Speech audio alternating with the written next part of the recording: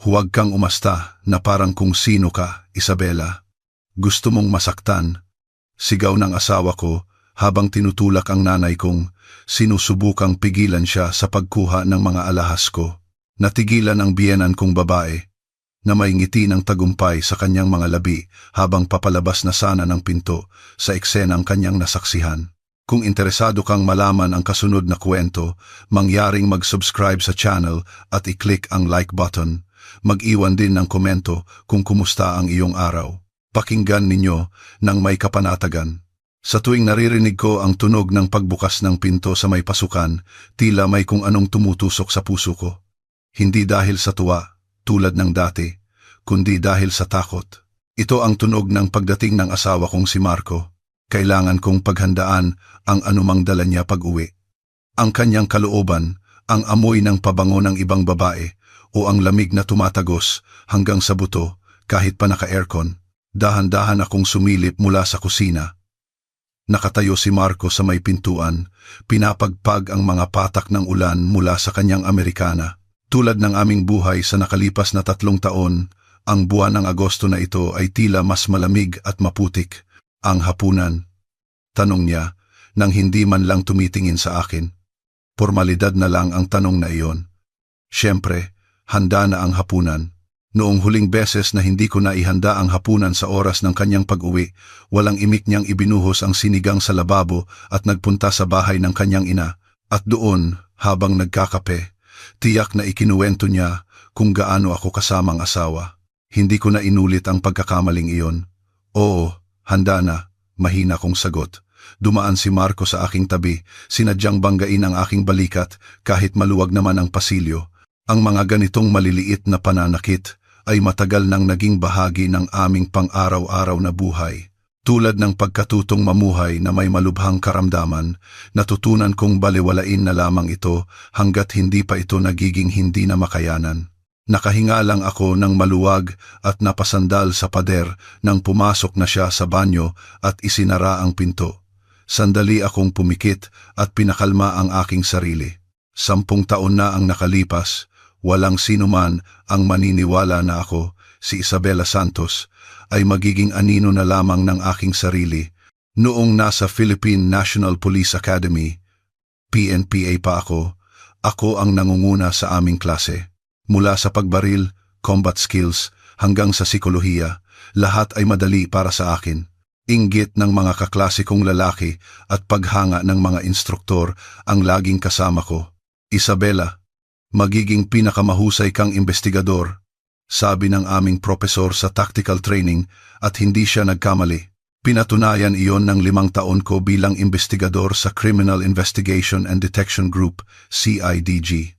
Mas marami akong nalutas na kaso kaysa sa maraming kasamahan kong lalaki at lahat ay nakakita ng magandang kinabukasan para sa akin. Iyon ay bago ko makilala si Marco sa isang bar sa BGC. Isa siyang matagumpay na negosyante na may ngiting nakakapanghina at mga matang puno ng sinserong paghanga. Sa panahong iyon, tila perpekto siya, maalaga, mapagmahal at medyo konserbatibo. Kailangan ko ng babaeng maghihintay sa akin sa bahay, hindi isang babaeng nakikipagbuno sa mga kriminal, sabi niya. Unti-unti, isinuko ko ang mga bahagi ng aking buhay, isa-isang hakbang hanggang sa gumuho ito. Lumipat ako sa isang desk job at pagkatapos isilang ang aming anak na si Maya, tuluyan ko nang tinalikuran ang serbisyo sa pulisya sa ngalan ng para sa pamilya. Narinig ko ang lagaslas ng tubig mula sa banyo. May ilang minuto pa ako. Mabilis kong sinuri ang hapagkainan. Kailangang maging perpekto ang lahat. May pathological na pagkamuhi si Marco sa anumang kalat. Sa katunayan, ang listahan ng mga bagay na kinaiinisan ni Marco ay lumaki na kasabay ng mga taon naming pagsasama. Ayaw niya ng mga pelikulang may mga babaeng bida na may sariling paninindigan, tinatawag niya itong kalokohan ng mga feminista. Itinuring niyang kahangalan ang pagnanais kong magtrabaho muli. Sino ang mag-aasikaso ng bahay? Ayaw din niya na paminsan-minsan akong makipagkita sa mga dati kong kasamahan. Baka kung anong mga kakaibang ideya na naman ang makuha mo sa kanila.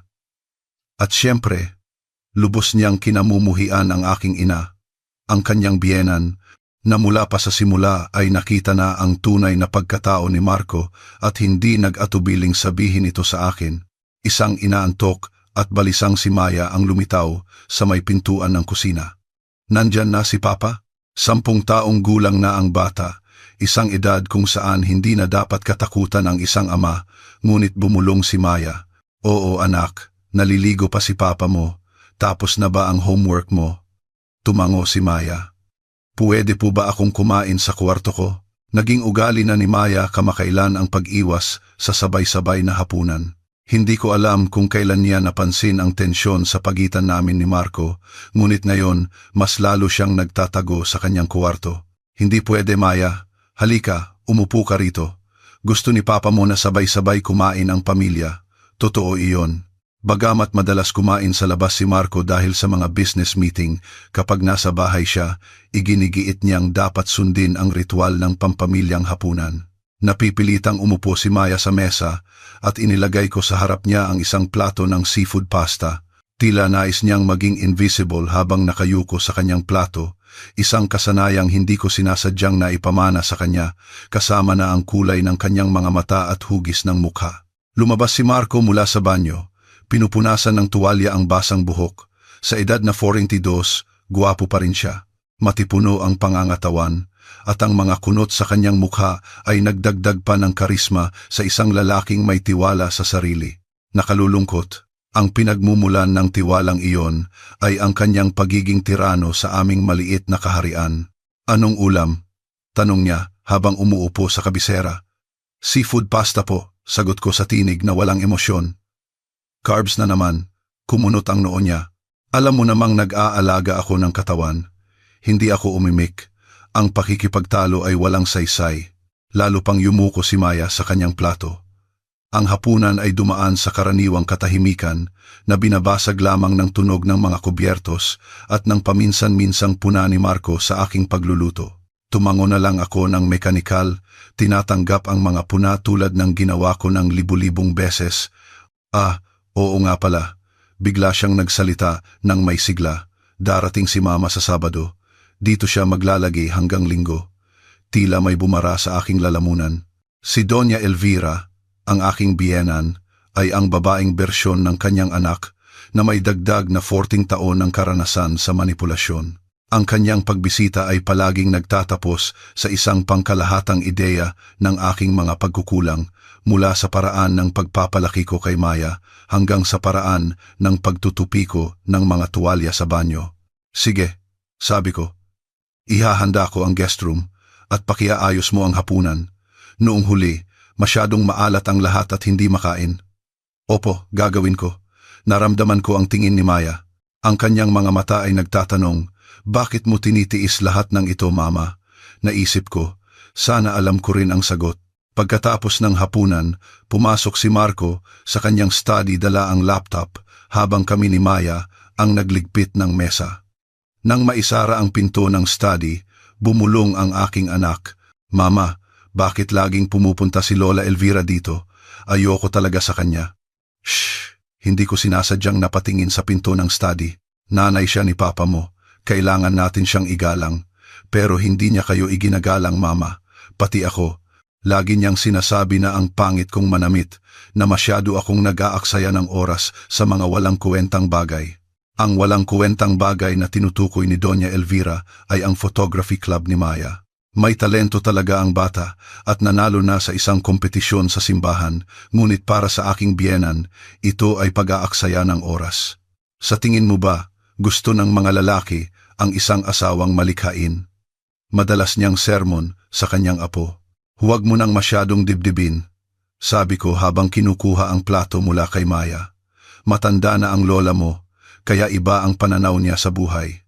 Sumimangot si Maya, ngunit hindi na nakipagtalo. Pagkatapos maghugas ng pinggan, hinalikan ako ng bata sa pisngi at pumasok sa kanyang kuwarto, ang tanging lugar sa bahay na ito kung saan maaari siyang maging sarili niya. Naiwan akong mag-isa sa kusina, nakatingin sa aking refleksyon sa bintana. Nambabon pa, halos walang nagbago sa aking panlabas na anyo, parehong mga mata na kulay kape, parehong buhok na kulay kape na maayos na nakatali. Ngunit sa loob, Halos wala nang natira sa dating Isabela Santos. Naging isang convenient app na lang ako na kasama ng aking asawa. Nagluluto, naglilinis, at tumatango sa tamang oras. Ni hindi ko man lang magawang maging isang huwara ng lakas at kasarinlan para sa aking anak, kahit na iyon ang pinakagusto ko para sa kanyang kinabukasan. Tahimik na nag-vibrate ang cellphone sa aking bulsa. Nang kunin ko ito, isang mensahe mula sa dati kong partner, si Jenna. Isabela, hindi mo naman siguro nakalimutan, no? Bukas, 4 p.m, sa dati nating kapihan, huwag kang gagawa ng dahilan. Hindi ko napigilang mapangiti. Si Jenna ang isa sa iilang koneksyon ko sa aking dating buhay.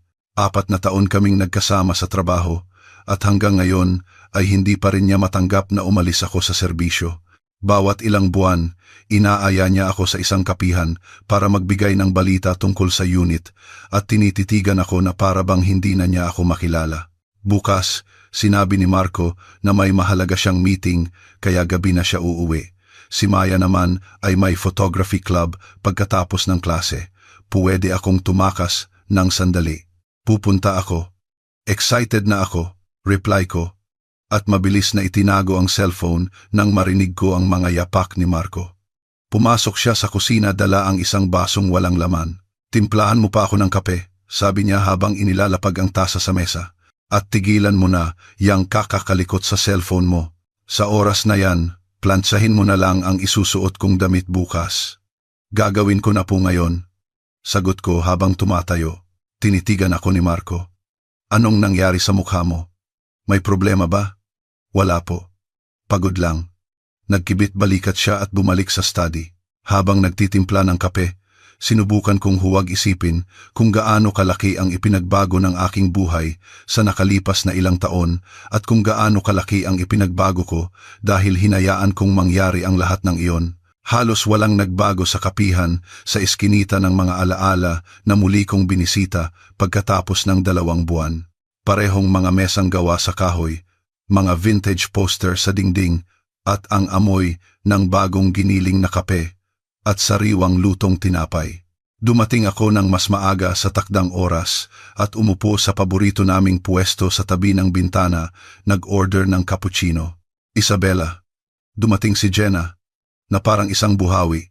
Nakuha ang atensyon ng lahat ng customer sa kanyang natatanging enerhiya. Akala ko, magka-cancel ka na naman sa huling minuto. Niyakap niya ako at hindi ko sinasadyang manigas ang aking katawan. Isang ugali na nakuha ko sa pamumuhay kasama si Marco na ayaw sa mga pampublikong pagpapakita ng pagmamahal. Relax. Ako lang to. Ngumiti si Jenna, napansin ang aking reaksyon. Umupo siya sa tapat ko, nag-order ng espresso at masusing pinagmasdan ako. Ang pangit ng itsura mo, pagtatapos niya sa prangkang paraan na dati kong hinahangaan. Salamat. Ang ganda mo pa rin. Hindi ko napigilang matawa. Hindi. Seryoso, Isabela. Pumayat ka at may eyebags ka. Pinapahirapan ka talaga ng lalaking yan. Okay lang ako, Jenna. Kulang lang sa tulog. Malapit na kasi ang photo contest ni Maya, kaya tinutulungan ko siyang maghanda.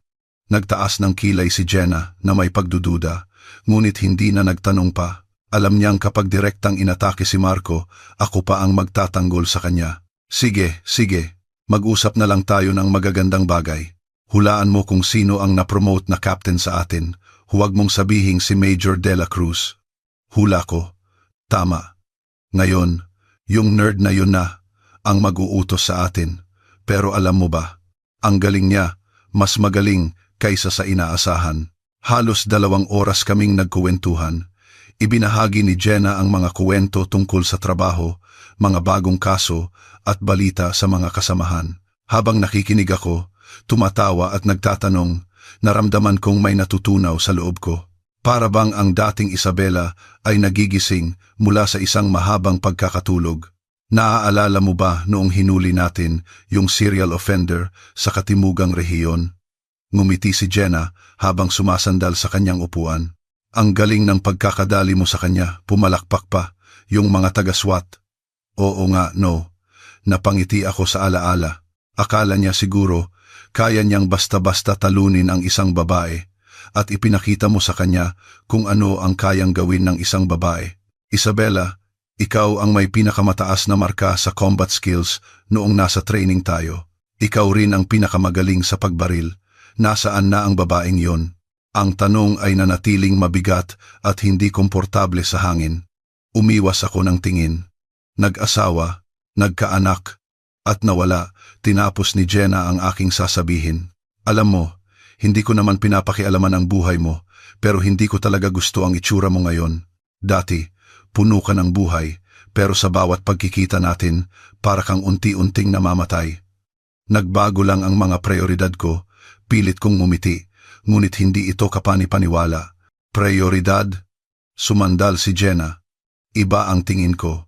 Hinayaan mo lang na sirain ka ng lalaking yan, at patuloy mo pa ring hinahayaan. Jenna, hindi ganyan. Makinig ka. Hindi isa o dalawang beses ko na itong nakita. Nagsisimula sa maliliit na bagay. Huwag kang pumunta diyan. Huwag mong isuot yan. Tapos lumalala. Mag-resign ka sa trabaho. Huwag kang makipagkita sa mga kaibigan mo. Sa huli, nagiging anino na lang ang babae. Ang pinakamasaklap, naniniwala na rin ang babae na iyon ang nararapat. Tinitigan ko ang aking tasa, hindi umiimik. Lahat ng sinabi ni Jenna ay totoo, at mas masakit pa kaysa kumukulong tubig ang pagkasunog ko. Bakit ka nagtitiis, Isabela? Mahina niyang tanong. Kaya mong patumbahin ang kahit sinong lalaki gamit lang ang iyong mga kamay. Bakit mo hinahayaang tratuhin ka ng ganoon ng lalaking yan? Hindi ganoon kasimple, bulong ko. Nandyan si Maya at ilang taon na akong walang trabaho. Kalokohan, putol ni Jenna. Kahit kailan, puwede kang bumalik kung gugustuhin mo. Tinatanong pa rin ni Chief Velasco kung kailan ka raw magtitino. At si Maya, sa tingin mo ba maganda para sa isang bata na makitang tinatrato ng tatay niya ang nanay niya na parang katulong? Ang tanong na iyon ay daan-daang beses ko nang itinatanong sa aking sarili at palaging iisa ang sagot. Hindi maganda. Ngunit ang takot sa pagbabago, ang takot sa komprontasyon ay laging mas malaki. Kailangan ko nang umalis. Sabi ko habang tinitingnan ang aking relo. Malapit nang umuwi si Maya. Bumuntong hininga si Jenna, ngunit hindi na ako pinigilan. Alam niyang kapag masyado niya akong pinilit, tuluyan na niya akong mawawala. Sige, umalis ka na, pero pag-isipan mo sana ang mga sinabi ko. Oo, tumango ako, nagpaalam, at lumabas ng kapihan. Sa labas, umaambon, ginagawang kulay abong putik ang mga naipong tubig ulan ng Agosto. Habang naglalakad pa uwi, umalingaw-ngaw sa aking isipan ang mga salita ni Jenna. Bakit ka nagtitiis? Bakit mo hinahayaang tratuhin ka ng ganoon ng lalaking yan? Bakit? Ang tanong na iyon ay sumunod sa akin pa uwi. At sa kaibuturan ng aking puso, isang maliit na baga na akala ko'y matagal nang namatay ay muling nagsimulang mag-apoy. Handa na ang hapunan, bago pa man dumating si Marco. Si Maya ay nasa kanyang kuwarto, pumipili ng mga larawang isasali sa contest. Habang inilalagay ko ang mga plato sa mesa, narinig ko ang pamilyar na tunog ng pagbukas ng pinto, ngunit may kakaiba. Iba ang mga yapak ni Marco. Mas mabigat, hindi regular. Nang lumitaw siya sa may pintuan ng kusina, agad kong nalaman. Lasing siya, hindi gaanong malala, ngunit sapat na para lumabas ang mga damdaming karaniwan niyang pinipigilan. Ano to? Tanong niya, itinuturo ang mesa. Sabi ko, steak ang gusto ko. Hindi mo naman sinabi yan. Maingat kong sagot. Sabi mo late ka uuwi, kaya ako na ang bahala. Ikaw na ang bahala? Numisi siya. Mula kailan ka pa nagdedesisyon sa bahay na to? Tila may bumara sa aking lalamunan. Karaniwan, mas pino ang paraan ng pagkontrol ni Marco. Mga pahiwatig, malamig na tingin, masasakit na salita. Ang ganitong direktang atake ay bihira. Gusto mo bang maghanda ako ng iba? Alok ko, pilit pinapanatili ang kahinahunan. Huwag na. Umupo siya sa mesa at ibinagsak sa sahig ang hawak niyang folder. Wala nang kwenta ang lahat. Tahimik kong pinulot ang mga nagkalat na papel, may mga legal na dokumento at ilang larawan na nakahalo. Natigilan ako nang makita ko ang isang larawan ni Marco kasama ang isang batang babae. Nakaupo sila sa isang restaurant, ang kamay niya ay nasa baywang ng babae at pareho silang nakangiti ng malapad sa kamera. Ano to? Naunang lumabas ang salita sa aking bibig. Inagaw ni Marco ang larawan mula sa aking kamay. Wala kang pakialam diyan. Katrabaho ko lang yan. Katrabaho? Sa unang pagkakataon sa mahabang panahon, pinili kong pagdudahan ang kanyang salita. Ganyan ba kayo yumakap sa lahat ng katrabaho mo? Nanliit ang kanyang mga mata. Sinusundan mo ba ako? Hindi. Nakita ko lang. Tumahimik ka. Putol niya. Wala akong obligasyong mag-report sa'yo. Kung anuman ang nangyayari sa akin, pribadong buhay ko, yun, dapat magpasalamat ka pa nga na binubuhay kita at ang anak mo. Anak natin, pagtatama ko, naramdaman kong may nabasag sa loob ko. Ang pader na itinayo ko sa loob ng maraming taon ay tila gumuho sa isang salita niya. Anak ko, anak mo, anong pinagkaiba? Iwinagayway niya ang kanyang kamay. Ang mahalaga, ako ang nagbabayad ng lahat. Ikaw, anong ginagawa mo? Nagluluto, naglilinis. Kayang gawin yan ng kahit sinong katulong sa isang katlo lang ng ginagastos ko sa'yo. Ang boses ni Marco ay tila nagmumula sa malayo, parang naririnig sa ilalim ng tubig. Ang kanyang mga salita na ako ay isang mamahaling pabigat lamang ay tumama sa kaibuturan ko, sa aking pagkatao na matagal nang nakabaon sa ilalim ng takot at kompromiso. Huwag kang magsalita ng ganyan, sabi ko, mahina ngunit matatag. Huminto si Marco, nagulat sa aking pagtutol. Sa nakalipas na 3 taon, halos hindi ako tumutol sa kanya. Ano? Sumandal siya, at naamoy ko ang alak. Sabi ko, huwag kang magsalita ng ganyan. Ang apartment na ito ay sa akin. Pamana ito sa akin ng mga magulang ko bago pa kita makilala.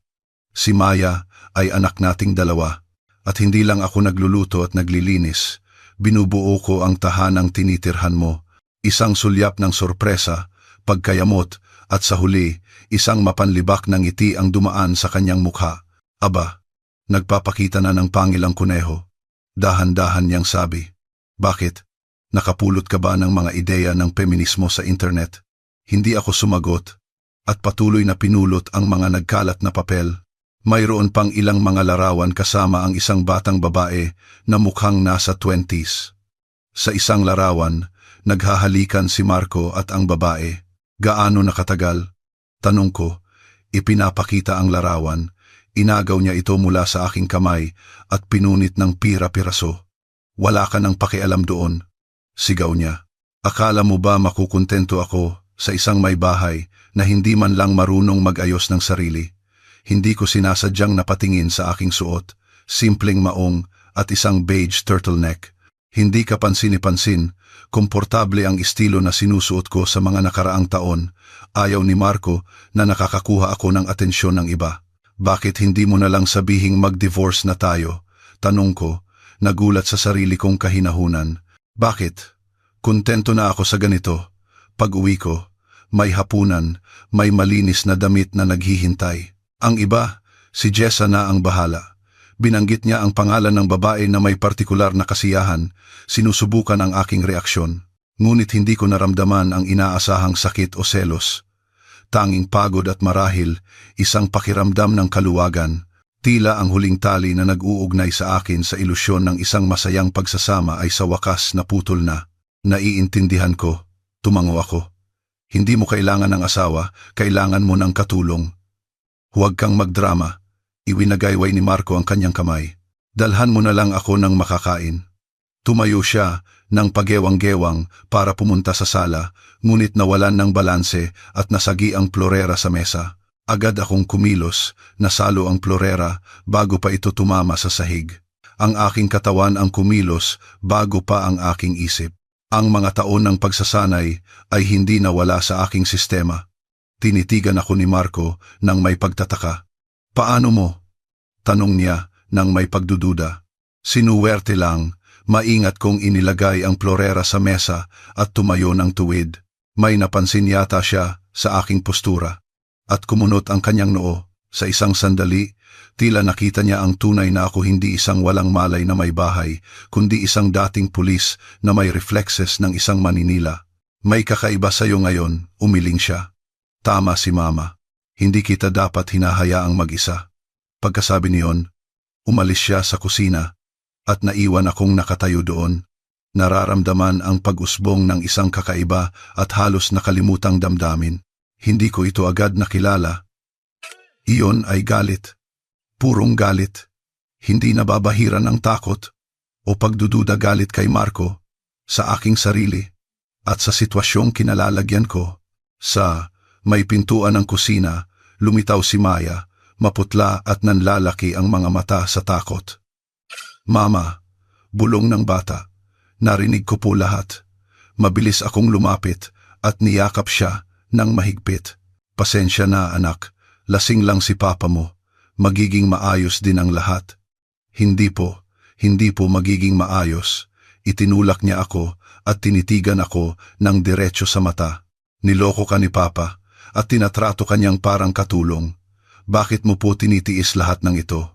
Ang tanong ng aking anak ay umalingaw-ngaw tulad ng mga salita ni Jenna. Hindi ko alam kung ano ang isasagot sa aking anak. Minsan, komplikado ang relasyon ng mga matatanda. Nagsimula akong mag-alinlangan. Huwag po kayong ganyan, putol ni Maya.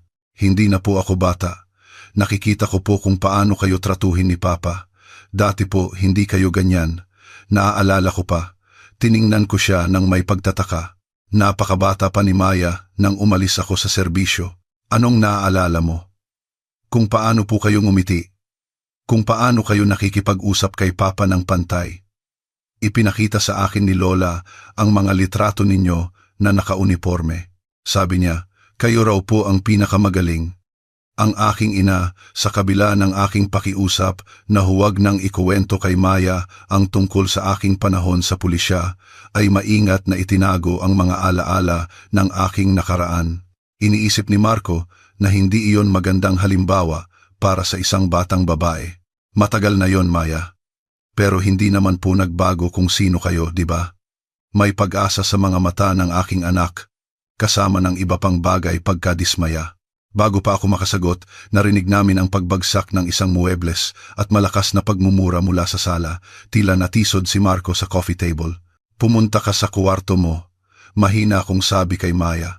Ilak mo ang pinto at huwag kang lalabas. Ako na ang bahala. Nag-aatubiling tumango ang bata at nawala sa kanyang kwarto. Habang ako ay nagtungo sa sala, si Marco ay halos nakahiga sa sofa, hawak ang kanyang nabundol na tuhod. Sa tabi niya, nakataob ang mesa.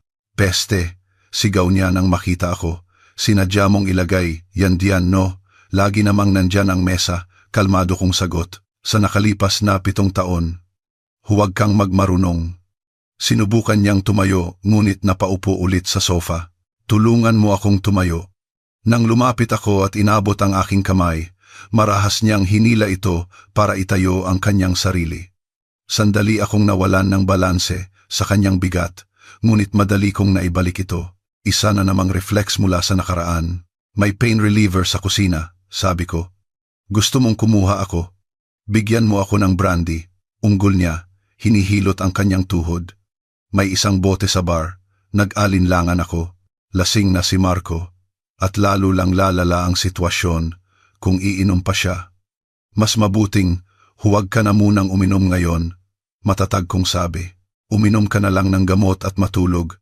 Nanliit ang kanyang mga mata ng may panganib. Inuutusan mo ba ako? Nag-aalala lang ako sa'yo. Sinubukan kong palambutin ang aking boses.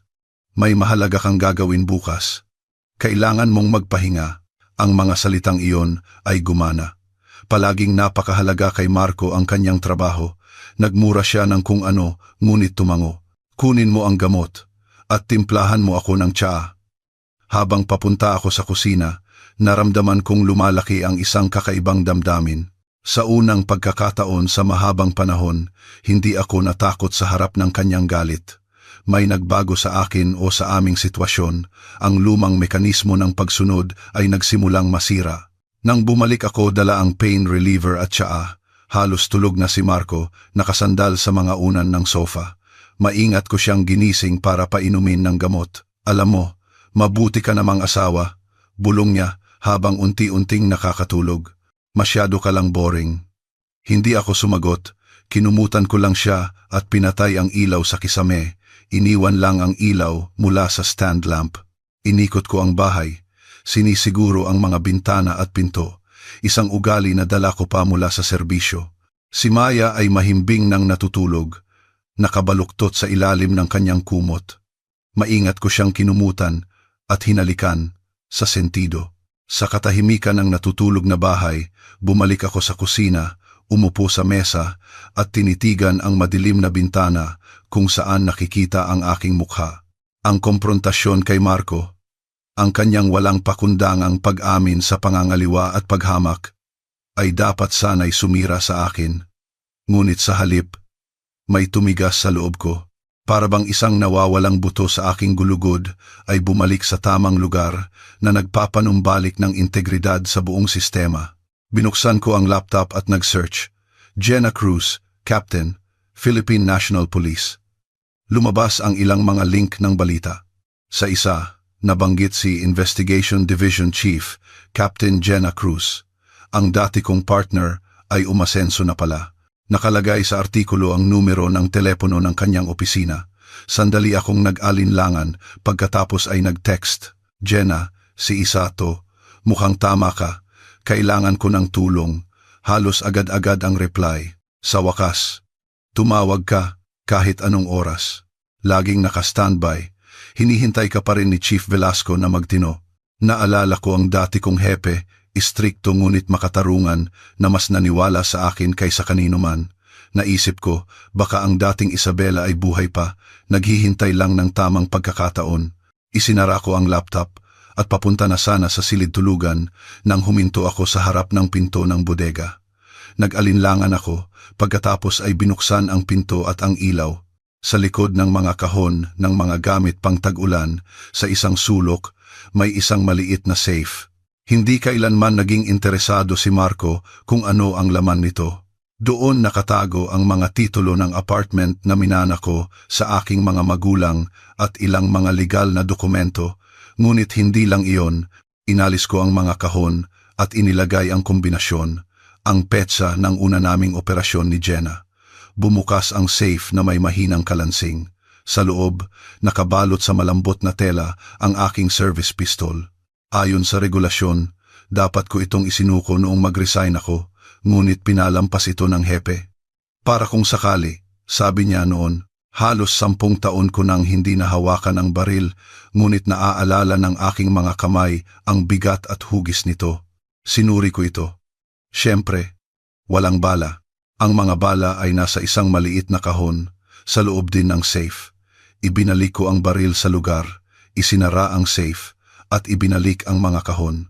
Wala akong balak barilin ang sinuman. Ngunit ang kaalaman na mayroon akong ganitong emergency exit ay nagbigay sa akin ng kakaibang lakas. Nang gabing iyon, sa sofa sa sala ako natulog. Ayokong makasama sa isang kama si Marco na humihilik sa aming silid tulugan. Bago ako matulog, tinitigan ko ang kisame at pinag-isipan ang aking buhay. At sa unang pagkakataon mula noong ikasal kami, hindi ko inisip kung paano ako aangkop sa isa na namang hiling ng aking asawa, kundi kung paano ko muling mababawi ang aking tunay na sarili. Nagsimula ang sumunod na umaga sa hangover at masamang timpla ni Marco. Hindi niya naaalala ang karamihan sa aming pag-uusap kagabi o nagkunwari siyang hindi naaalala at nag-utos na may karaniwang pagmamataas. Nasaan ang blue kong polo? Ilang beses ko bang sinabi sa'yo na yan ang isusuot ko tuwing Huwebes? Pasensya na, nakalimutan kong plansahin. Sagot ko habang inilalagay ang tasa ng kape sa harap niya. Isuot mo na lang ang light blue, bagay din naman yan sa suit mo. Ako ang magdedesisyon kung anong isusuot ko, ungol niya. Ngunit kinuha pa rin ang light blue na polo. At ang init ng kape mo.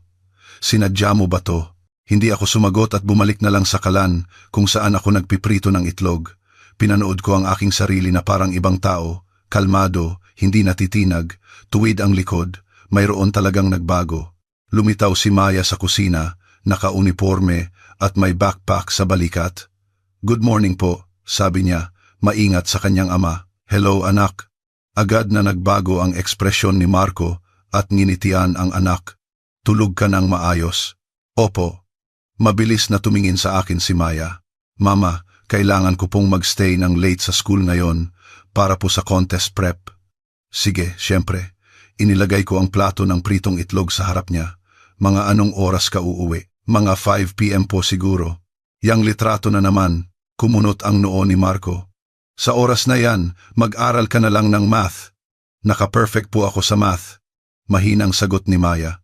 Kahit na, hindi ibig sabihin yan na pwede ka nang mag-aksaya ng oras sa mga walang kuwentang bagay. Uminom siya ng kape at napangiwi. Kailan ka ba matututong magtimpla ng tamang kape? Papa, si Mama po ang pinakamagaling magluto, biglang sabi ni Maya nang may hindi inaasahang katatagan, at hindi po walang kuwenta ang photography. Ito po ang gusto kong gawin. Nagulat si Marco at tinitigan ang anak. Pagkatapos ay ibinaling ang tingin sa akin. Magaling. Sarkastiko niyang sabi. Ngayon pati ang anak ko, sumasagot na. Paano mo ba tinuturuan ang batang to? Tinuturuan ko siyang igalang ang kanyang sarili at ang ibang tao, kalmado kong sagot. Isang tensyonadong katahimikan ang namayani. Tila hindi inaasahan ni Marco ang ganoong sagot. Tinitigan niya ako ng ilang segundo, pagkatapos ay biglang tumayo. Kailangan ko nang pumasok. Huwag mong kalimutang ihanda ang guest room, darating si Mama sa Sabado. Pagkasabi niyon, umalis siya sa kusina. Maya-maya, malakas na sumara ang pinto sa labas. Bumuntong hininga si Maya at nginitian ako. Ang galing ninyo, Mama. Salamat anak, hinaplos ko ang kanyang buhok. Pero huwag mo nang subukang galitin si Papa mo. Hindi ko naman po siya ginagalit, matatag lang po ang pananaw ko sa aking kinabukasan. Mali po yun, unggol ni Maya. Gusto ni Papa na maging tulad ako ni Lola Elvira. Laging perpekto ang makeup, perpekto ang buhok, at walang laman ang ulo. Hindi ko napigilang mapangiti sa tumpak na paglalarawan sa aking biyenan. Bawat isa ay may sariling landas, sabi ko. Ang mahalaga ay mahanap mo ang sayo. Maingat akong tinitigan ni Maya. Nahanap niyo na po ba ang sa inyo o nawala ninyo? Ang simple ngunit malalim na tanong na iyon ay bumasag sa akin. Medyo nawala. Tapat kong sagot. Pero mukhang natatagpuan ko na ulit. Tumango si Maya nang may seryosong higit sa kanyang edad. Mabuti po. Kasi kailangan ko po ang tunay na mama, hindi ang anino niya. Pagkasabi niyon, hinalikan niya ako sa pisngi at tumakbo palabas. Maya-maya, sumara ulit ang pinto. Sa pagkakataong ito, sa likod niya, naiwan akong mag-isa sa tahimik na apartment, gulat sa karunungan ng isang 10 taong gulang. Kailangan ko ang tunay na mama. Ang mga salitang iyon ay umalingaw-ngaw sa aking isipan habang nililigpit ko ang mesa, naghuhugas ng pinggan at pinupunasan ang mga countertop. Napadako ang tingin ko sa kalendaryong nakasabit sa dingding. 2 araw na lang bago ang Sabado, ang pagdating ni Doña Elvira. Alam kaya niya ang tungkol sa pangangaliwa ng kanyang anak? Malamang hindi. Sinasamba niya si Marco at iisipin niyang dapat maging isang karangalan para sa sinumang babae na maging asawa niya kahit pa magloko siya. Kinuha ko ang aking cellphone at tinawagan ang aking ina. Sumagot siya sa 3 ring. Isabela anak, ang sarap marinig ng boses mo. Anong meron? Wala po, Nay. Okay lang ako. Nagsinungaling ako. Namiss ko lang po kayo. Kumusta po kayo? Ako. Heto. Tulad ng dati. Huminto sandali ang aking ina. Sigurado ka bang? Okay ka lang? Iba ang boses mo. Ano pong iba? Hindi ko alam. Kakaiba. Hindi tulad ng dati. Kahit sa malayo, parang multo ang aking ina sa pag-alam ng aking kalagayan. Okay lang po talaga ako, sabi ko. Nay, may itatanong po sana ako. Pwede po ba kayong pumunta dito sa Sabado? Sa Sabado, nagulat siya. Hindi ba't darating ang biyenan mo sa araw na yon? Alam ng aking ina kung paano ako tratuhin ni Doña Elvira at palagi niyang iniiwasang makasagupa ito. Isabela, anong nangyayari? Tanong niya sa wakas. Alam mo namang hindi komportable si Elvira sa presensya ko. Bakit pa tayo gagawa ng tensyon? Kasi nanay kita. Matatag kong sabi, at may karapatan kang bisitahin ang iyong anak at apo kahit kailan mo gusto, bukod pa riyan, bahay ko ito. Naku, mahinang sabi ng aking ina, may nangyayari nga. Bumuntong hininga ako. Mag-uusap tayo pagdating ninyo, basta pumunta po kayo. Please, miss na po kita. Sige, may halong pag-aalala at pag-asa sa kanyang boses. Mga tanghali ako darating. May kailangan ka ba? Kayo lang po. Ay, at saka, pwede po bang dalhin ninyo yung mga photo album ko noong nasa serbisyo pa ako? Ipapakita ko lang po kay Maya. Siyempre anak, dadalhin ko. Isabela, masaya akong tumawag ka. Ako rin po. Nay, sige po, magkita na lang po tayo. Pagkatapos ng tawag, matagal kong hinawakan ang cellphone. May nagsimulang magbago sa loob ko sa aking pananaw sa sitwasyon. Sa unang pagkakataon mula noong ikasal ako, naramdaman kong mayroon akong pagpipilian at handa na akong gawin ito. Ginugol ko ang natitirang bahagi ng araw sa pag-aayos ng bahay at ng aking isipan. Sa bodega, nakita ko ang isang kahon ng mga lumang gamit. Sa loob, naroon ang aking uniforme, ilang medalya, mga parangal, at isang lumang notebook na may mga numero ng telepono ng mga kasamahan. Marami na sigurong nagbago ng numero, ngunit naroon ang personal na numero ni Chief Velasco.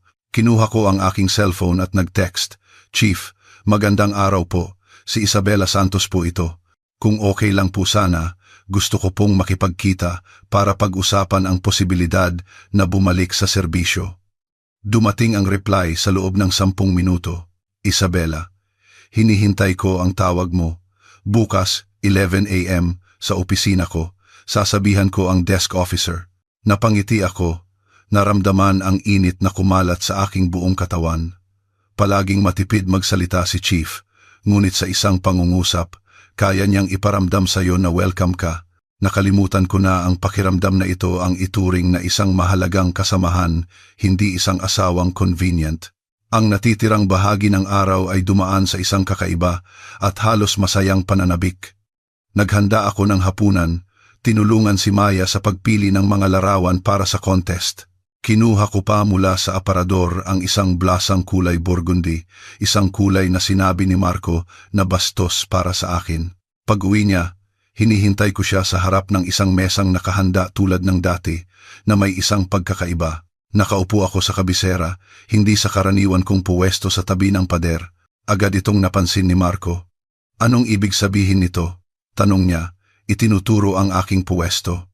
Gusto ko lang magbago ng view, kalmado kong sagot. Mas kitang-kita ang kusina mula rito. Kumunot ang kanyang noo ngunit hindi na umimik. Sa halip, umupo siya sa tapat ko, maingay na hinihila ang kanyang upuan. Tinanggal mo ba ang sekretary mo? Tanong ko habang nilalagyan siya ng risotto. Natinag si Marco at muntik nang matapon ang kanyang baso ng tubig. Saan mo nakuha yan? Hindi ka tumawag buong araw.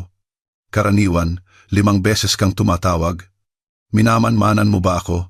May banta sa kanyang boses. Napansin ko lang, nagkibit balikat ako. So, anong nangyari? Nag-resign siya. Nakahanap daw ng mas magandang oportunidad. Ngumisi siya. Siguro na-realize niyang wala siyang pag-asa sa akin. Anong ibig mong sabihin? Literal. Akala niya siguro, hihiwalayan kita at papakasalan siya. Tumawa si Marco. Inosenteng hangal. Tinitigan ko siya ng walang imik. Sinusubukang alamin ang aking nararamdaman. Selos? Hindi. Awa? Siguro. Pero hindi para sa kanya, kundi para sa babaeng hindi ko kilala na nahulog sa kanyang karisma tulad ko noon. Si Jessa? Tanong ko. Yung babae sa litrato. Nawala ang ngiti ni Marco. Huwag nating pag-usapan yan sa hapunan. Hindi ka naman nahiya na pag-usapan siya sa harap ni Maya kahapon. Paalala ko, lasing ako kahapon. Putol niya. At hindi ko maintindihan kung bakit mo tinatanong. Yan, may reklamo ka ba sa buhay natin? Tinitigan ko siya ng diretsyo. Oo, may reklamo ako. Naniloko mo ako. At hindi mo man lang naramdamang kailangan mong itago. Na tinatrato mo akong parang katulong, na hindi mo nirerespeto ang hilig ni Maya. Lahat. Ibinaba ni Marco ang kanyang tinidor at tinitigan ako ng mabigat. Anong nangyayari sa'yo? Nilagyan ba ng mga feministang ideya ng dati mong kasamahan ang isip mo? Huwag mong pagsalitaan ng ganyan si Jenna. Kaibigan ko siya at tama siya tungkol sa'yo. Tama? Ngumisi siya. Saan? Na sinisira mo ako, araw-araw, sistematikong. Sumandal si Marco sa kanyang upuan at nag-krus ng braso. Napakadrama mo, bakit hindi mo na lang sabihing sinasaktan kita? Hindi mo ako sinasaktan, sumang-ayon ako. Masyadong halata at mababang paraan yan para sa'yo. Mas gusto mo ang mastuso na pamamaraan. Halimbawa, pinilit mo akong umalis sa trabahong mahal ko. Inilayo mo ako sa aking mga kaibigan at pamilya. Kinontrol mo kung anong isusuot ko, sino ang kasama ko, pati kung paano ako uupo sa mesa. Pilit siyang tumawa, ngunit may halong inis. Ginawa ko lahat, yan mag-isa. Walang nagtanong sa'yo, hindi ka ba pwedeng magsabi ng hindi? Iyon ay isang patas na tanong na tumama sa punto.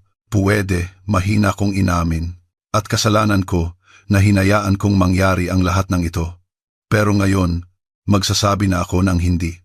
Anong ibig sabihin yan? Naging yelo ang kanyang boses. Ibig sabihin, hindi na ako mabubuhay na parang anino sa sarili kong bahay.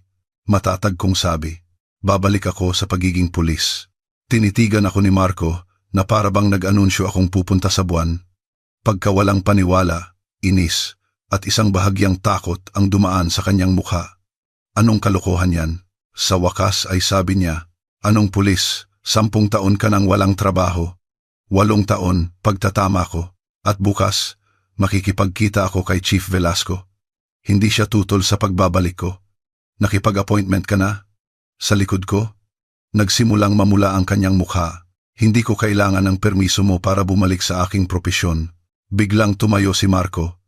Hindi ka pwedeng gumawa ng ganyang desisyon nang wala ako, sigaw niya. Kaya ko, kalmado kong sagot. At wala kang magagawa para pigilan ako. Sumandal siya sa mesa, palapit sa akin. Dati, uurong ako, hihingi ng tawad, at aatras. Pero hindi ngayon. Tinitigan ko siya, ng diretso sa mata, hindi kumukurap. Anong nangyayari sa'yo? Mas mahina niyang tanong. Tila nalilito. Wala. Naalala ko lang kung sino ako dati. Binuksan niya ang kanyang bibig para sumagot, ngunit sa sandaling iyon, narinig namin ang pagbukas ng pinto sa labas. Dumating na si Maya. Huminga ng malalim si Marco at pinakalma ang sarili.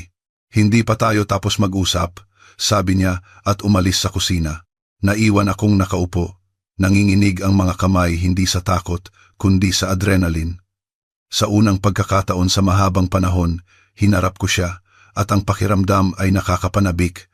Sumilip si Maya sa kusina. Mama, nandito na po ako. Bakit po galit na galit si Papa? Dire-diretso lang po siyang dumaan.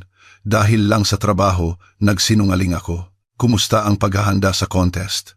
Agad na sumigla si Maya at nagsimulang magkuwento tungkol sa mga larawang pinili nila ng kanyang guro. Nakikinig ako, tumatango at nagtatanong, ngunit ang isang bahagi ng aking isipan ay abala sa pag-iisip tungkol sa pagkikita namin ni Chief Velasco at kung paano re-react si Marco kapag humupa na ang unang pagkagulat. Hindi siya isang taong madaling magbitiw sa kontrol. Ang Camp Crame ay sumalubong sa akin na may pamilyar na amoy, isang halo ng kape, floor wax at alikabok mula sa mga papel. Ipinakita ko ang aking ID sa police officer on duty at sinuri niya ang isang listahan at tumango. Ma'am Isabela Santos, pasok po kayo. Hinihintay na po kayo ni Chief. Umakyat ako sa 2 palapag. Bawat hakbang ay nagpapanumbalik ng pakiramdam na kabilang ako rito. Halos walang nagbago sa pasilyo.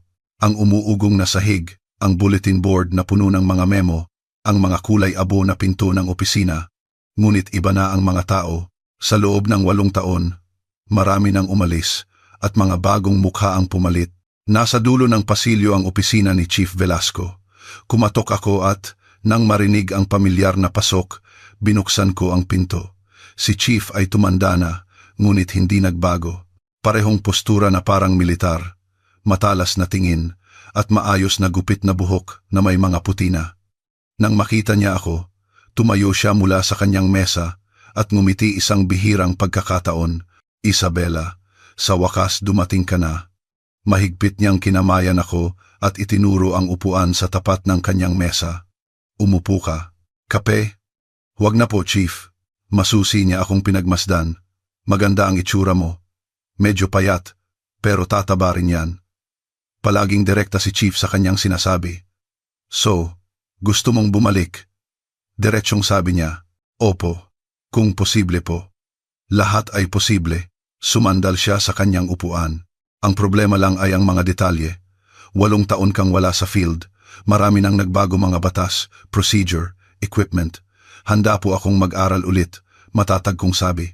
Naniniwala ako, tumango siya. Pero hindi magiging madali. Kailangan mong dumaan sa reinstatement board, physical fitness test, at requalification. At magsisimula ka sa mas mababang ranggo kaysa dati. Alam ko po, okay lang po. Tinitigan ako ni Chief na para bang sinusubukang basahin ang aking kaluluwa. Anong nangyari, Isabela? Bakit biglaan ang desisyon mo? Sandali akong natigilan sa hindi inaasahang tanong. Siyempre, hindi basta-basta tatanggapin ni Chief ang aking pagnanais na bumalik. Kilalang kilala niya ako. Na-realize ko pong nagkamali ako, tapat kong sagot. Hindi ako umalis dahil gusto ko. Hinayaan kong magdesisyon ang sitwasyon para sa akin. Sitwasyon o asawa? Tahimik akong tumango. Bumuntong hininga si Chief. Akala ko nga ba? May nabanggit sa akin si Jenna. Ano pong sinabi niya? Kinabahan ako. Walang specific. Tiniyak niya sa akin. Sabi lang niya, mukhang naliligaw ka at gusto niyang bumalik ka. Iyon ang paraan ni Jenna. Sasabihin niya ang sapat para mag-alala ang iba, ngunit hindi sisirain ang tiwala ko.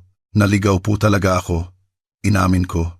Pero ngayon, nahanap ko na ang sarili ko at gusto kong bumalik sa trabahong magaling ako at mahal ko. Tumango si Chief. Puno na ang slot sa homicide pero may isang bakante sa economic crime unit. Trabahong analysis, baka hindi mo masyadong gusto pero magandang simula. Ano sa tingin mo?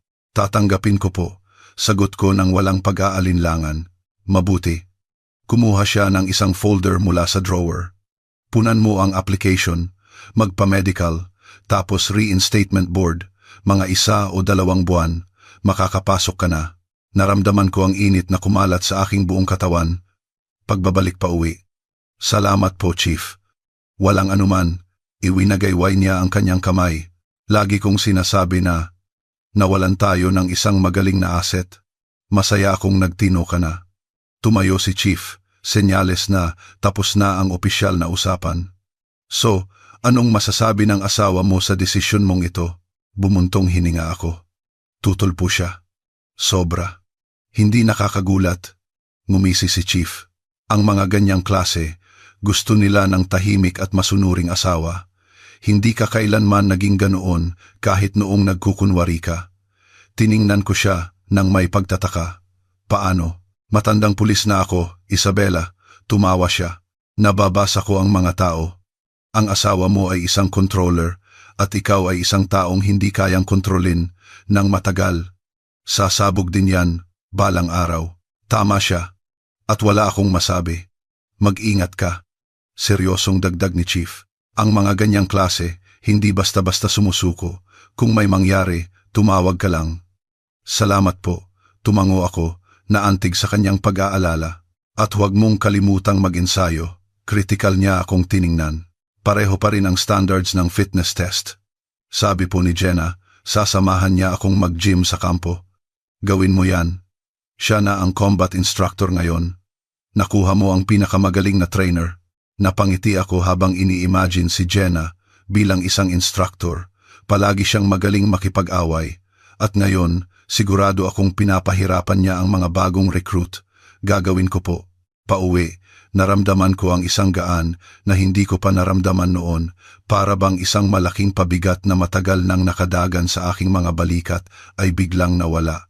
Alam kong may mga mahihirap na sitwasyon pang darating kay Marco, ngunit sigurado akong hindi na ako malilihis sa aking landas. Nang gabi, dumiretso ako sa maliit na law office kung saan ako nagtatrabaho sa nakalipas na 3 taon. Hindi komplikado ang trabaho, tumutulong sa mga kliyente sa papeles, nagbibigay ng basic legal advice. Hindi ito ang gusto ko sa buhay, ngunit dahil dito, napanatili ko ang aking financial independence mula kay Marco at hindi ko nakalimutan ang mga kaalaman sa batas na bahagi ng aking trabaho sa pulisya. Tinawagan ko ang head lawyer at sinabing, plano kong umalis sa loob ng 2 buwan. Nang hinayang siya, isa ako sa kanyang pinakamahusay na empleyado, ngunit naintindihan niya. Ngunit pag-uwi ko, isang hindi magandang sorpresa ang naghihintay sa akin. Nakaupo si Marco sa sala kasama ang aking biyenan. Dapat bukas pa siya darating. "Oh, Isabela, andyan ka na pala," sabi ni Doña Elvira na may peking tuwa. Lumapit sa akin. "Kanina ka pa namin hinihintay."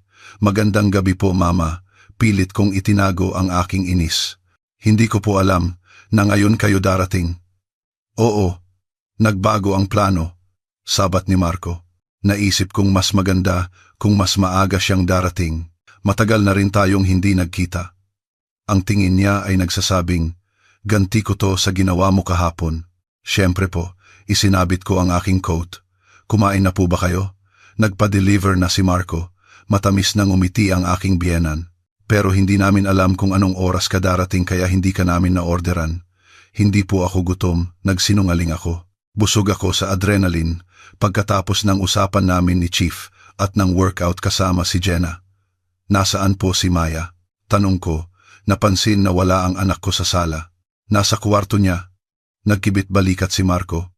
Kailangan daw magtrabaho sa mga litrato niya. Sinubukan ko siyang pasayahin. Bumuntong hininga si Doña Elvira. "Yayayain ko sana sa mall, bibilhan ng magagandang damit. Pero matigas din ang ulo niya, tulad mo."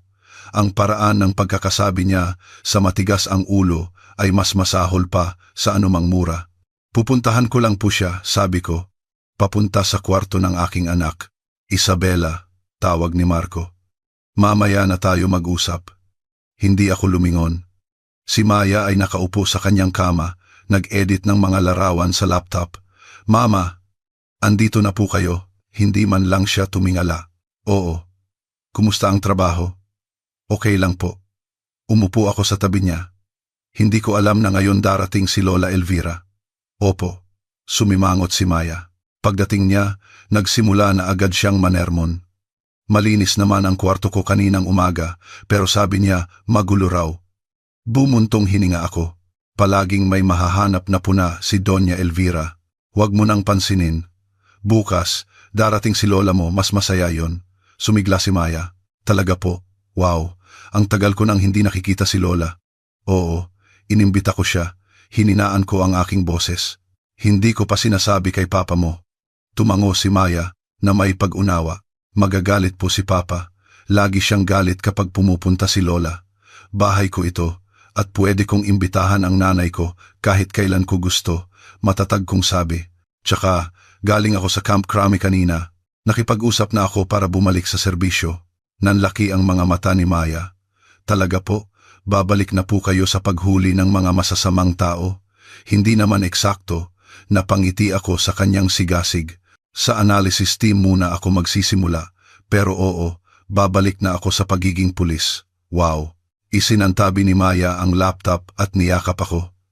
"Ang galing po, alam na po ba ni Papa?" "Alam na niya."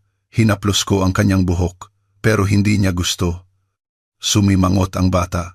"Siyempre po, kasi hindi na niya kayo mauutusan." Ang mga salitang iyon mula sa isang bata ay napakasimple at napakalinaw. Hindi ko napigilang matawa. "Oo, baka tama ka. Sige na, tapusin mo na yang ginagawa mo at matulog ka na. Mahalaga ang araw bukas." Hinalikan ko siya sa noo at lumabas ng kwarto. Inihahanda ang sarili sa hindi maiiwasang komprontasyon kay Marco at sa kanyang ina. Pagpasok ko, sabay silang tumahimik. Tila naghihintay. Siguradong pinag-uusapan nila ako. "Umupo ka, Isabela," sabi ni Marco sa isang pilit na malumanay na boses.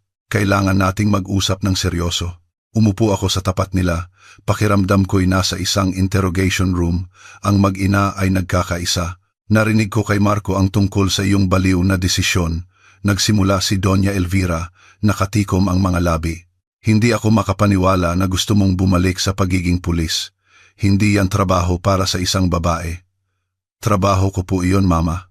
Kalmado kong sagot. Nakapagdesisyon na po ako, pero kailangan mong isipin ang pamilya mo, sigaw niya. Paano si Maya? Magiging abala ka sa trabaho at ilalagay mo ang sarili mo sa panganib.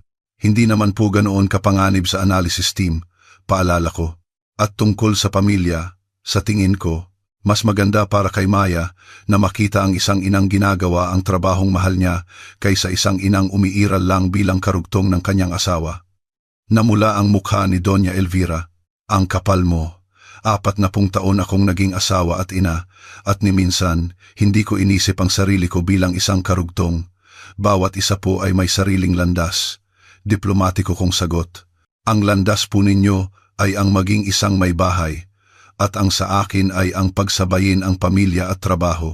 Isabela, sabat ni Marco, nakikitang malapit nang sumabog ang kanyang ina.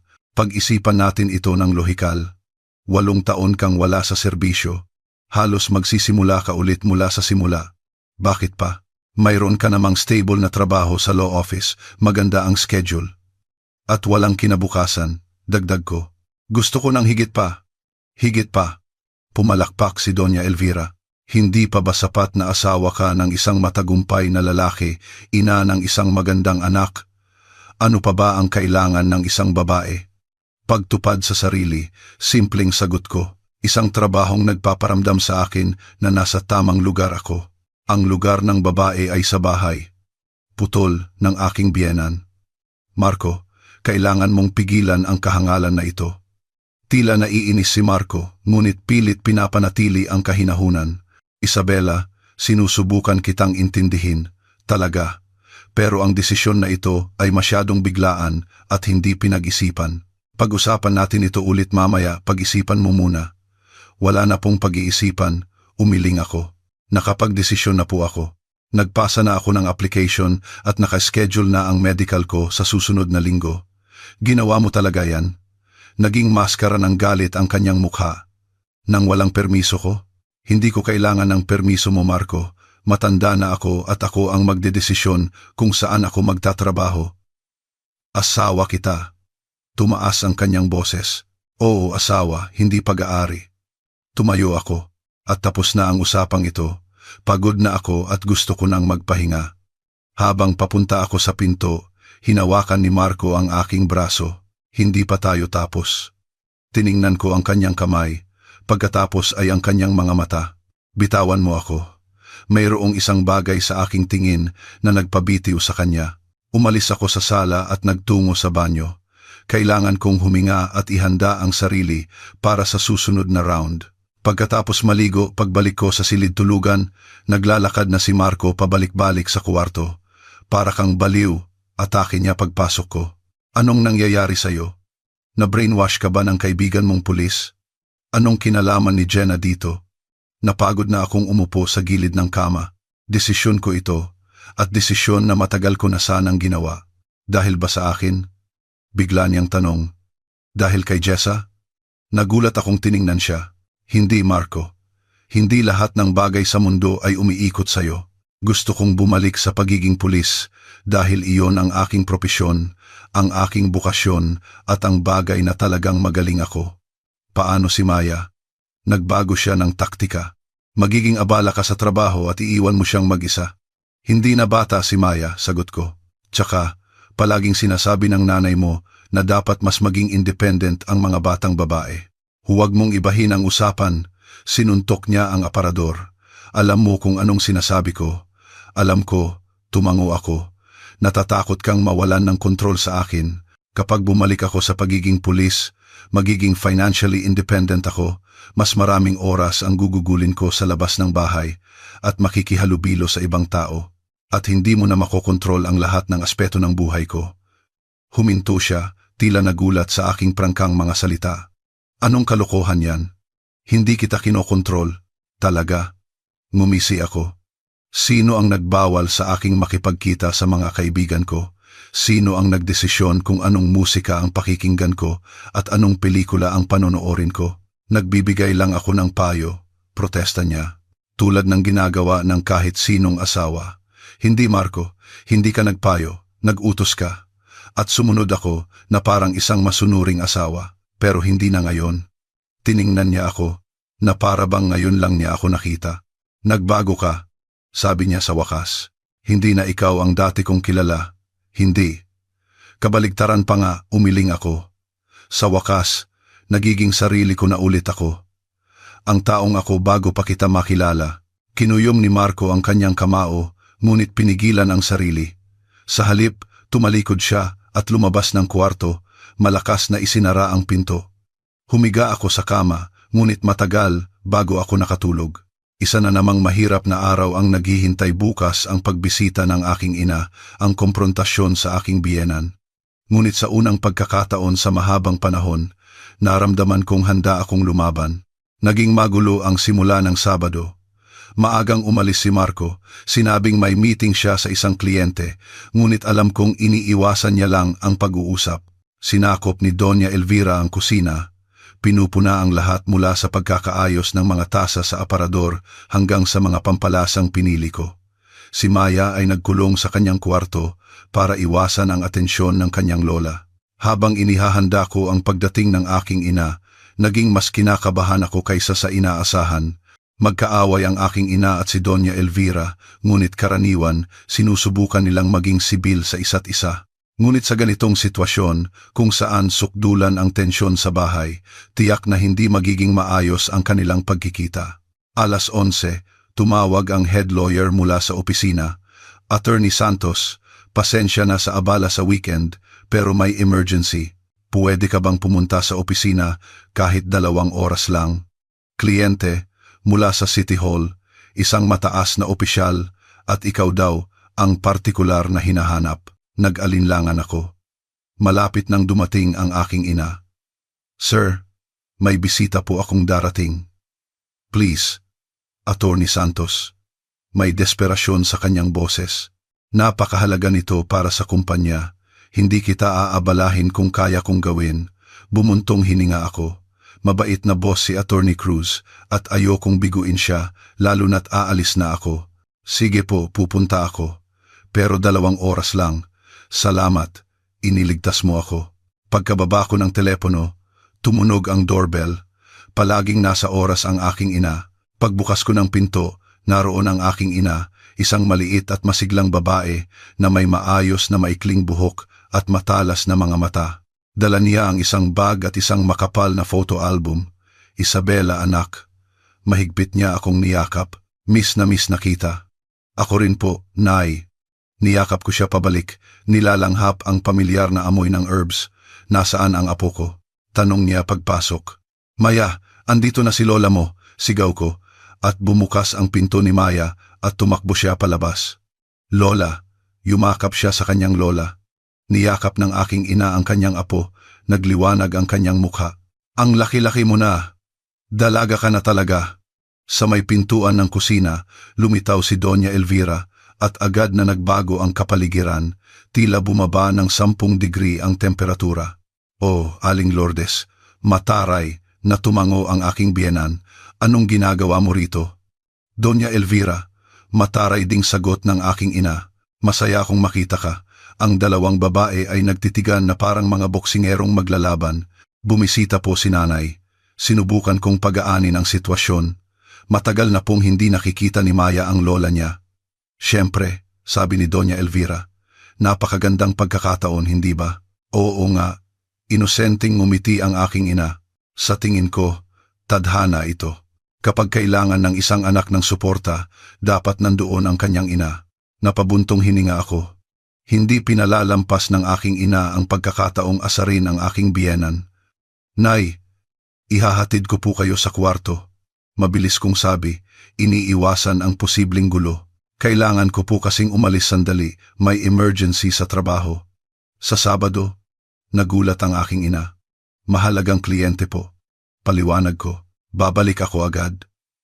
Tingnan nyo na lang po muna ni Maya, yung album na dala ninyo.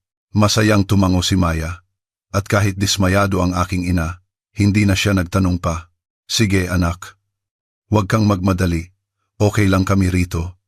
Inihatid ko ang aking ina sa guest room, mabilis na nagbihis, hinalikan sila ni Maya at umalis. Gusto kong matapos agad ang trabaho.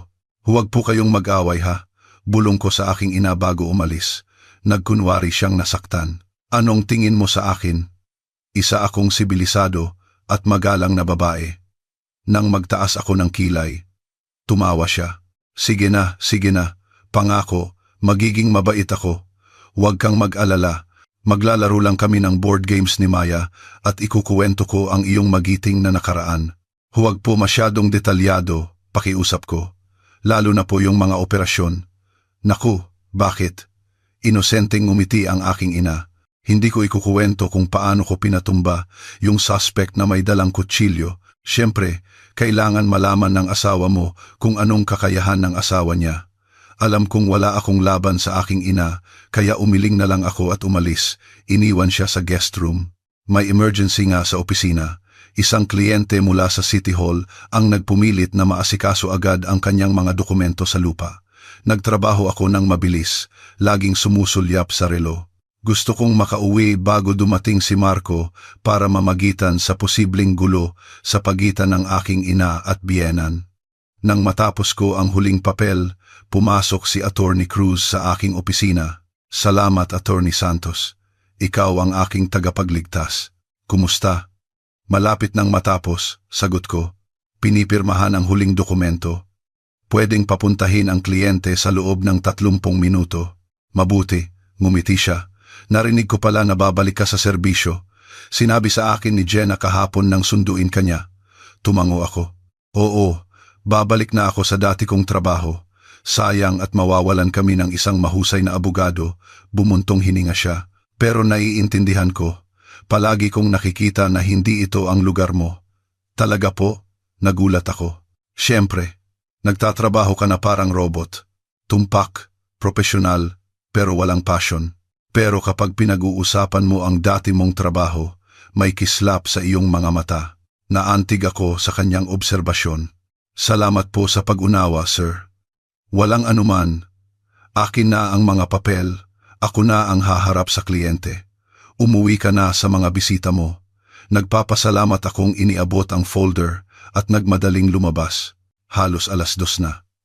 Mahigit 2 oras na akong nasa opisina at lumalaki ang kaba sa aking dibdib. Masyadong matagal na mag-isa ang aking ina at biyenan. Pauwi, tinawagan ko ang aking ina, ngunit hindi siya sumasagot.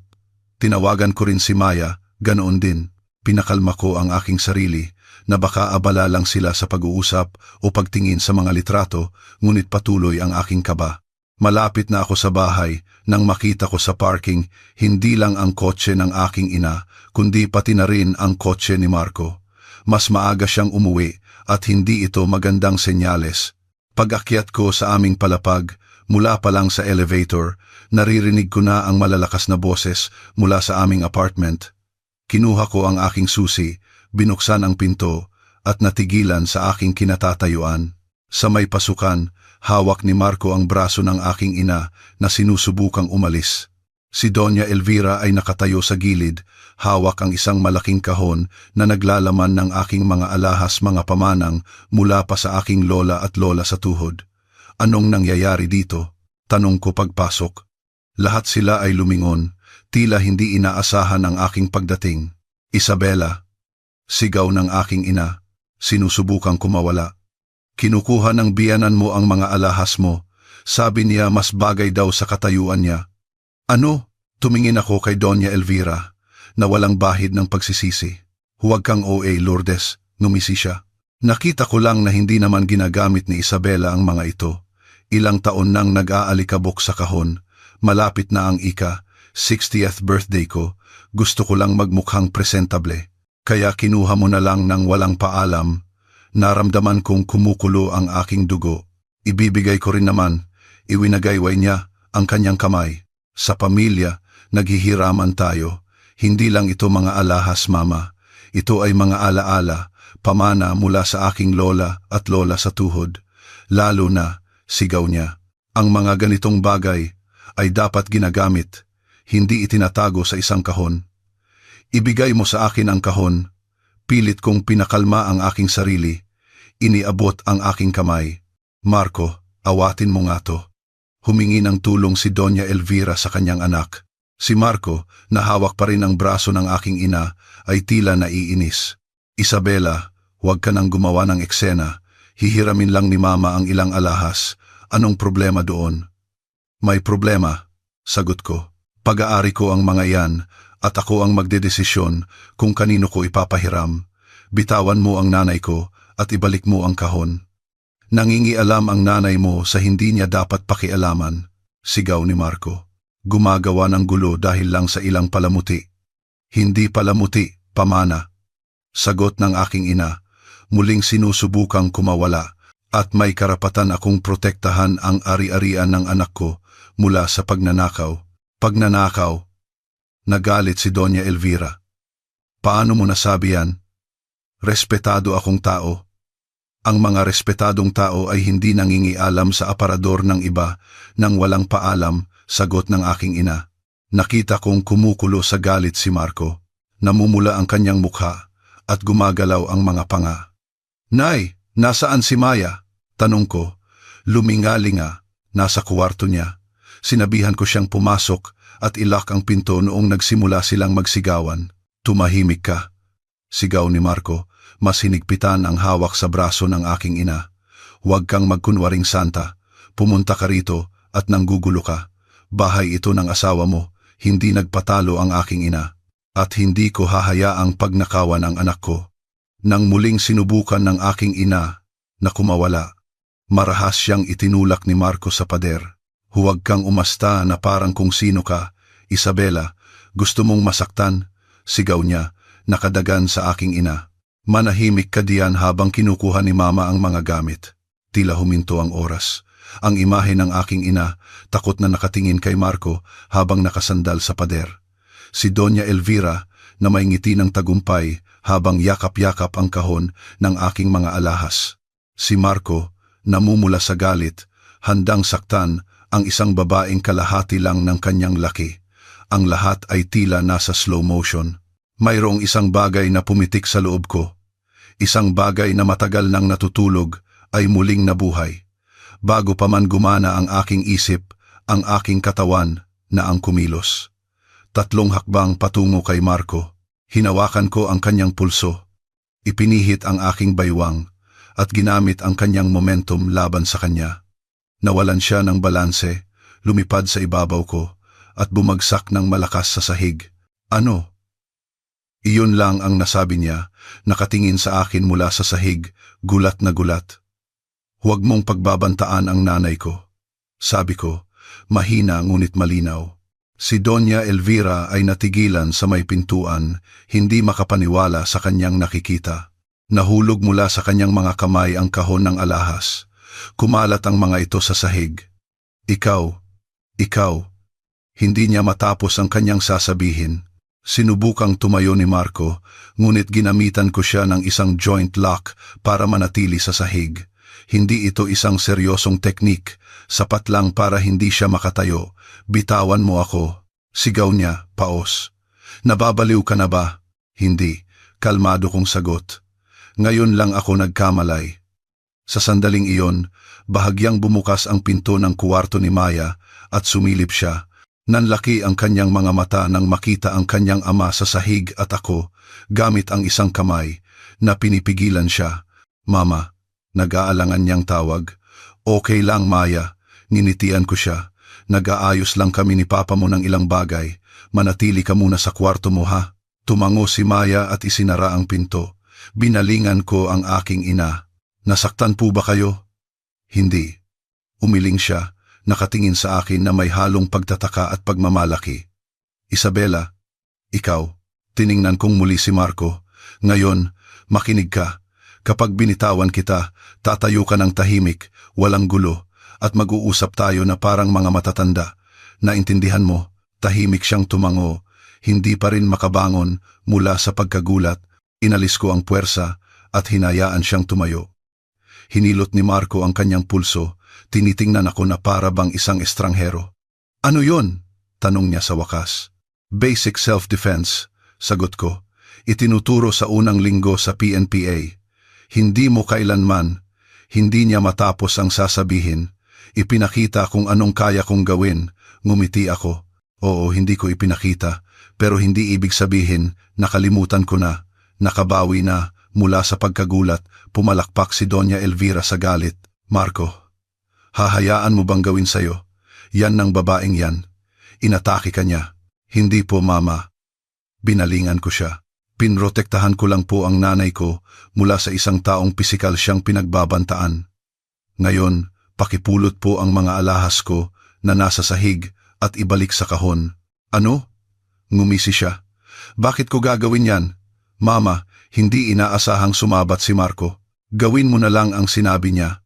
May isang bagay sa kanyang boses, pagkahiya, takot, respeto na nagpatahimik at nagpasunod sa aking biyenan. Nagbulong siya ng kung ano tungkol sa mga reklamador na manugang habang napipilitang pinulot ang mga nagkalat na alahas. Ngayon, sabi ko kay Marco, kailangan nating pag-usapan ang ating pagsasama, ang mga nangyari sa nakalipas na mga taon at kung ano ang gagawin natin. Ngayon, balisang tiningnan niya ang kanyang ina at ang aking ina. Hindi ngayon. Umiling ako. Ngayon, mag-iimpake ang nanay mo at uuwi. Ang pag-uusap natin ay mamaya, kapag pareho na tayong kalmado. Ano? Nagalit si Doña Elvira. Hindi ako aalis. Dito ako maglalagi hanggang Linggo. Nagbago po ang plano. Matatag kong sabi. Dahil sa mga nangyari, sa tingin ko, kailangan nating lahat ng espasyo. Marco, lumingon siya sa kanyang anak para humingi ng suporta, ngunit sa aking pagkagulat, hindi siya nito kinampihan. Mama, tama si Isabela. Mas mabuting umuwi na muna kayo ngayon, tatawagan ko na lang kayo. Tila nasampal ang mukha ni Doña Elvira. Tumingin siya mula sa kanyang anak, sa akin, at sa aking ina na hindi maitago ang kasiyahan habang nanonood. Sige, sabi niya sa wakas, aalis ako. Pero kailangan nating pag-usapan ito ulit, Marco. Ibinigay niya sa akin ang kahon ng mga alahas at pumasok sa guest room para mag-impake. Isang awkward na katahimikan ang namayani. Si Marco ay tila nalilito, hindi alam kung ano ang sasabihin o gagawin. Ang aking ina ay tinitingnan ako na may halong pagmamalaki at kaluwagan. Titingnan ko lang si Maya. Matalinong sabi ng aking ina at pumasok sa kwarto ng bata. Naiwan kaming dalawa ni Marco sa may pasukan. Babalik ka na ba talaga sa pagiging pulis? Tanong niya sa wakas. Oo, tumango ako. At hindi na yan pag-uusapan pa. Paano na ang pagsasama natin? Ang kanyang boses ay walang tiwala, halos kaawa-awa. Ang pagsasama natin, tinitigan ko siya ng diretso sa mata. Sinira mo, Marco. Sa iyong pagkontrol, sa iyong pangangaliwa, sa iyong kawalang galang. At ngayon, lumampas ka na sa huling linya. Hindi ko sinasadya. Nagalit lang ako. Ibinaba niya ang kanyang tingin. Ginagalit ako ng nanay mo. Pinoprotektahan lang ng nanay ko ang ari-arian ko, sagot ko. At pinagbantaan mo siya ng karahasan. Hindi iyon mapapatawad. So, ano na ngayon? Tiningnan niya ako. Divorce? Sandali akong nag-isip. Kahapon, hindi pa ako handa sa ganoong desisyon, ngunit binago ng mga pangyayari ngayon ang lahat. Oo, divorce. Matatag kong sabi. At dahil sa sitwasyon, gusto kong ikaw ang umalis sa bahay. Ngayon din. Umalis? Tila nagulat siya. Pero bahay ko ito. Hindi, Marco. Apartment ko ito. Pamana sa akin ng mga magulang ko. Sinubukan mong maging may-ari, pero palagi ka lang naging bisita. Binuksan niya ang kanyang bibig para sumagot, ngunit nagbago ng isip. May isang bagay sa aking tingin, sa aking postura, na nagsasabi sa kanya na walang saysay ang pakikipagtalo. Pwede ko bang kunin ang mga gamit ko? Tanong niya sa wakas. Siyempre, bibigyan kita ng 2 oras. Lumabas si Doña Elvira sa sala, dala ang kanyang maleta. Handa na ako. Anunsyo niya. Marco, ihahatid mo ba ako? Opo, Mama. Bumuntong hininga siya. Dadaan na rin ako para kunin ang mga gamit ko. Aalis na rin ako. Ano? Tiningnan siya nito. Bakit? Maghihiwalay na kami. Simpleng sagot niya. Namutla ang mukha ni Doña Elvira. Kasalanan mo to. Lumingon siya sa akin. Sinira mo ang pamilya namin. Masaya ang anak ko bago kanya makilala. Mama, tama na, pagod na sabi ni Marco. Hindi ito kasalanan ni Isabela. Isang pag-amin, ang una niyang pag-amin sa kanyang responsibilidad. Naramdaman ko ang isang kakaibang halo ng respeto at pait. Marahil, sa ibang buhay, sa ibang sitwasyon, pwede kaming maging masaya, pero hindi sa buhay na ito. Maghihintay na lang ako sa kotse, sabi ni Doña Elvira at lumabas ng apartment, malakas na isinara ang pinto. Tiningnan ako ni Marco na may kakaibang ekspresyon, isang halo ng pagsisisi, pagkagulat at kaluwagan. Ganyan ka ba talaga? Mahina niyang tanong. Malakas at may tiwala sa sarili. Oo, sagot ko. Natulog lang ako sandali. Tumango siya na para bang may naintindihan. Sorry Isabela. Sorry talaga. Sorry din. Sincero kong sabi. Pero minsan, may mga taong hindi lang talaga para sa isa't isa. Pumunta si Marco para kunin ang kanyang mga gamit at pumasok ako sa kuwarto ni Maya kung saan nakaupo siya kasama ang kanyang lola, tinitingnan ang mga lumang litrato. Okay ka lang anak? Nag-aalalang tanong ng aking ina. Opo, tumango ako. Okay na po ako. Ngayon, okay na talaga ako. Tumingin sa akin si Maya. Aalis po ba si Papa? Oo, anak. Nagdesisyon kami ni Papa mo na mas maganda kung magkahiwalay na kami. Inaasahan ko ang mga luha, mga tanong, marahil galit, ngunit tumango lang si Maya. Hindi ka malungkot? Maingat kong tanong. Medyo. Nagkibit balikat siya. Pero nakita ko po kung anong ginawa ni Papa sa inyo at kay Lola. Hindi po tama yon. Muli akong namangha sa karunungan ng aking 10 taong gulang na anak. Mas marami silang nakikita kaysa sa inaakala natin. At saka, bahagyang ngumiti siya. Lagi ko pong gusto na ang mama ko ay isang magaling na pulis, hindi lang asawa ng kung sino. Napangiti ako at niyakap siya. Ngayon, matutupad na ang hiling ko. 2 oras. Pagkatapos, umalis si Marco, dala ang mga pinakakailangan niyang gamit, nangakong makikipag-ugnayan sa pamamagitan ng mga abogado para sa iba pa niyang gamit at sa mga detalye ng divorce. Si Doña Elvira ay nakaupo sa kotse na parang bato, hindi man lang nagpaalam, nakatingin lang sa harap. Naiwan kaming 3 ako, ang aking ina, at si Maya sa apartment. Tila biglang lumuwag at lumiwanag ang lugar, na para bang isang makapal na ulap ang nawala. So anong plano mo ngayon? Tanong ng aking ina habang nakaupo kami sa kusina, kumakain ng pie na dala niya at umiinom ng tsaa. Ngayon, sandali akong nag-isip. Magsisimula ako ng bagong buhay. Isang buhay kung saan babalik ako sa pagiging pulis, palalakihin ko ang aking anak at babalik sa pagiging tunay na ako. Magandang plano yan, tumango ang aking ina. Paano ang personal na buhay mo? Maghahanap ka ba ng lalaki? Nay, umiling ako. Huwag po tayong magmadali. Kailangan ko munang isara ng maayos ang isang kabanata bago magsimula ng bago. Matalino, sumang-ayon ang aking ina. Pero sa tingin ko, may gusto sa'yo si Chief Velasco. Si Chief, natawa ako. Nasa 50s na po yun. So, nasa prime ang mga lalaki sa edad na yan. Naku po. Napairap ako at humagikgik si Maya. Ibang usapan na lang po. Sige, sumuko ang aking ina. Kumusta ang physical fitness mo? Tandaan mo, pareho pa rin ang standards. Si Jenna ang magiging trainer ko, sagot ko. Nag-workout kami kahapon at nagulat ako sa dami ng naaalala ng katawan ko. Siyempre, tumango ang aking ina. Ang 8 taon ng serbisyo ay hindi basta-basta nawawala, lalo na sa kakayahan mo. Nakinig si Maya sa aming usapan ng may interes. Mama, turuan niyo po ako nung ginawa ninyo kay Papa kanina. Ginawa niya ang isang makahulugang kilos gamit ang kanyang kamay. Kapag medyo malaki ka na, pangako ko. Pero una, ang mga pangunahing kaalaman sa self-defense. Bawat babae ay dapat marunong protektahan ang kanyang sarili at hindi dapat kalimutan iyon kahit kasal na. Napangiti ako, napagtantong tama ang aking ina. Nakalimutan ko ang aking lakas, hinayaan ang aking sarili na makulong sa isang hawla ng mga inaasahan at hiling ng iba, pero hindi na mauulit iyon. Nang gabi, pagkatapos patulugin si Maya, lumabas ako sa balkonahe para magpahangin. Tulog na ang aking ina sa guest room at ang apartment ay tahimik. Tiningnan ko ang mga ilaw ng siyudad, naramdaman ang isang kakaibang halo ng lungkot at pag-asa.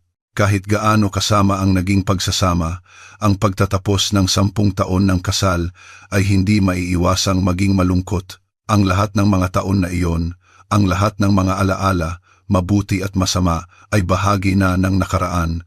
Ngunit sa harap ko ay ang hinaharap, hindi sigurado, medyo nakakatakot, ngunit puno ng mga posibilidad, ang pagbabalik sa trabahong mahal ko.